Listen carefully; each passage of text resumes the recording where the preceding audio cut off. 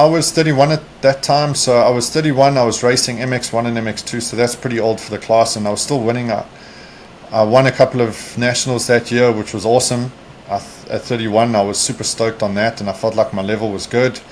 And then there was no taper off. It was just while I was training, boom, freak accident, and that was that. Yeah.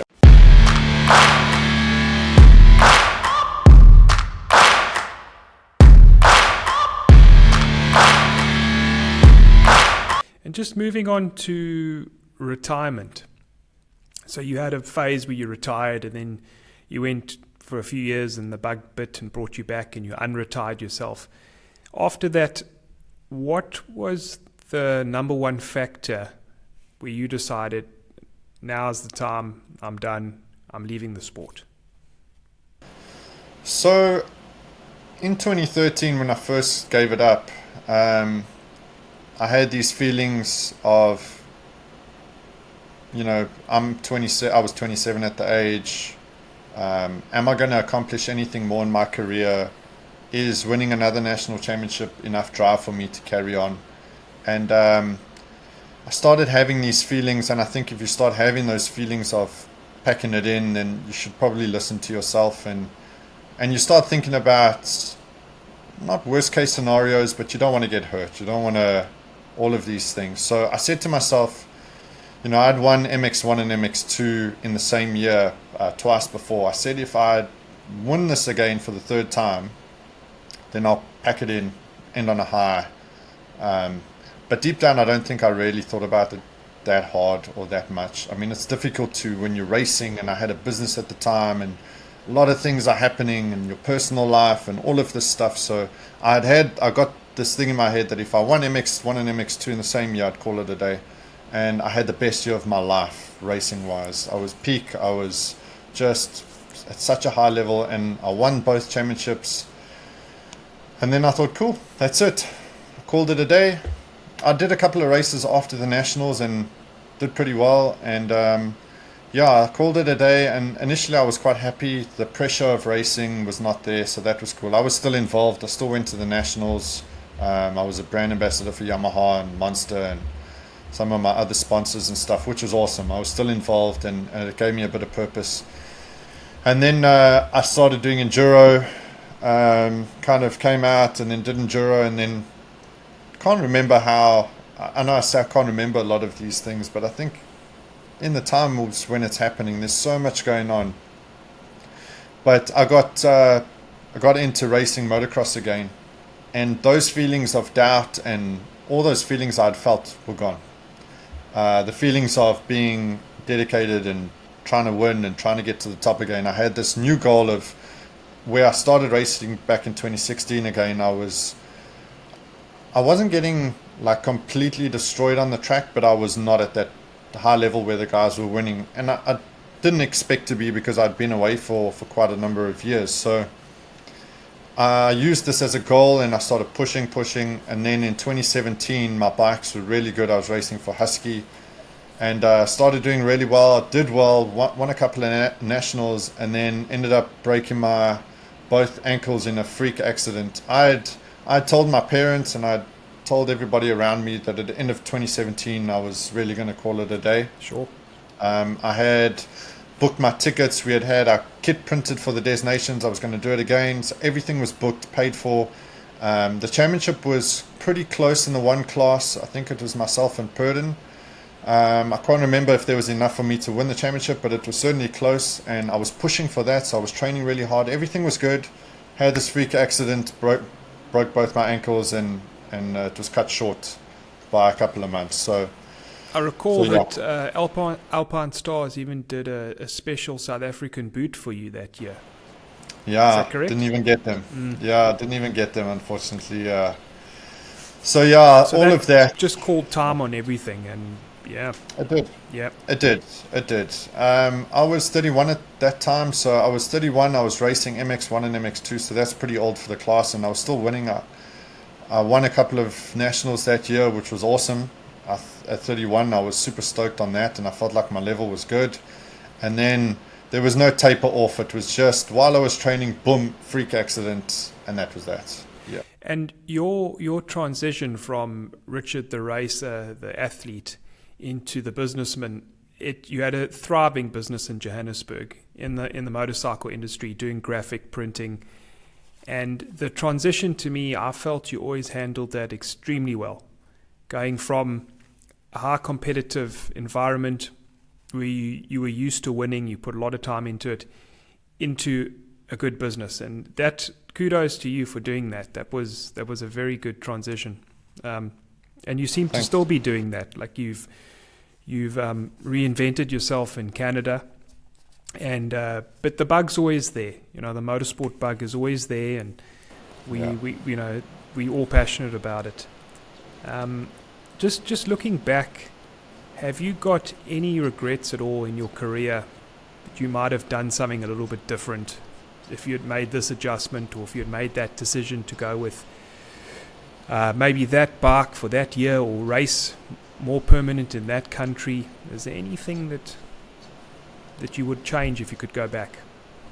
I would like to say I have no regrets, because then you'll just live life in the past and you won't appreciate the memories and the experience. So I'm really grateful for all the people that came into my life during the racing and stuff. I haven't mentioned a lot of people and a lot of managers and stuff that have helped me. I mean, I can think of so many names off the bat: Ryan Shapiro, Jeff Den, obviously Tina, Adrian Back, a lot of the teams, a lot of my sponsors. I had a lot of people that believed in me and my talents and my work ethic and stuff. So I'm super grateful for that, and I try not to have regrets. One can go back and say, I wish I never went riding that day, because that was the day I broke my wrist, or I wish I'd listened to my body more, or I wish I had not done that race. I wish I'd stayed in Europe for longer. I wish if I could go back, and it's so difficult, because I kind of believe in the butterfly effect. Is if I went back and changed something, it would have changed the whole direction of my life in another way. So, but looking back, if I could use my experience to help other people and guide them in their careers and their racing journeys, I would definitely say that a large part of the reason maybe why I didn't have the chance to race at the highest level in GPs or AMAs was because I just didn't stay long enough in Europe or America. I think if somebody is super serious and there's talent there and you can see that they have potential, I would definitely say that you need to commit. And this is going back to what we spoke about earlier, was it's a risk. The risk versus reward. You can risk to take your kid out of school. You can risk to mortgage your house for the third time to get your kid overseas. And these are all massive risks without a definite possibility of return on this risk. So in saying that, I believe that if I had had the opportunity to stay in Europe or live in Europe, even when things got tough, breaking my wrist, go back to Europe, injuries, go back and just stay there and stick it out, then who knows what could have happened. But one can argue and say, well, if you want something hard enough, you would have made it happen. So it's difficult. Racing is an expensive sport. But the current crop of South African riders is they do well in their home environment, and they become quite popular, and everything comes with it, that being in South Africa, winning championships, but they leave it too late to go overseas.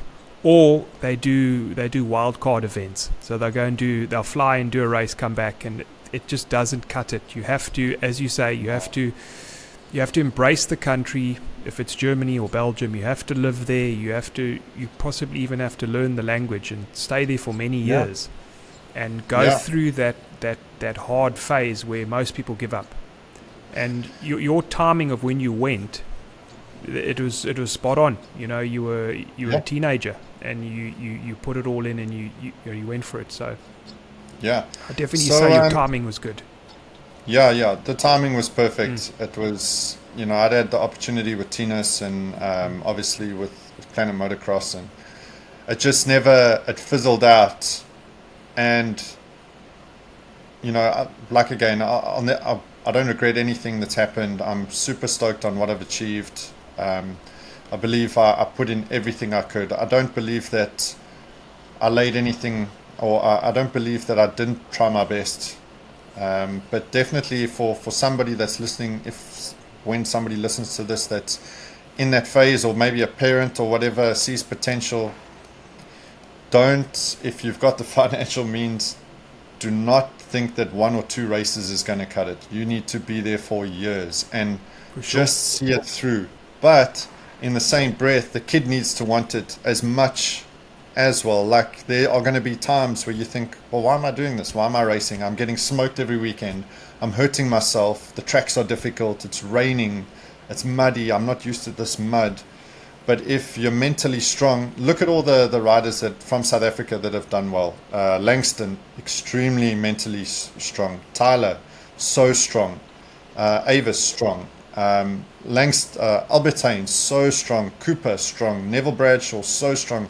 All of these top, and I've left out a whole bunch of names there, so forgive me, but there's actually too many to remember. But the key factor from all of these men that have gone over and achieved greatness is that they are so mentally strong. They'll get these setbacks, but they'll keep pushing, and they'll keep going, and that is the key differentiator between them and maybe being in South Africa and racing.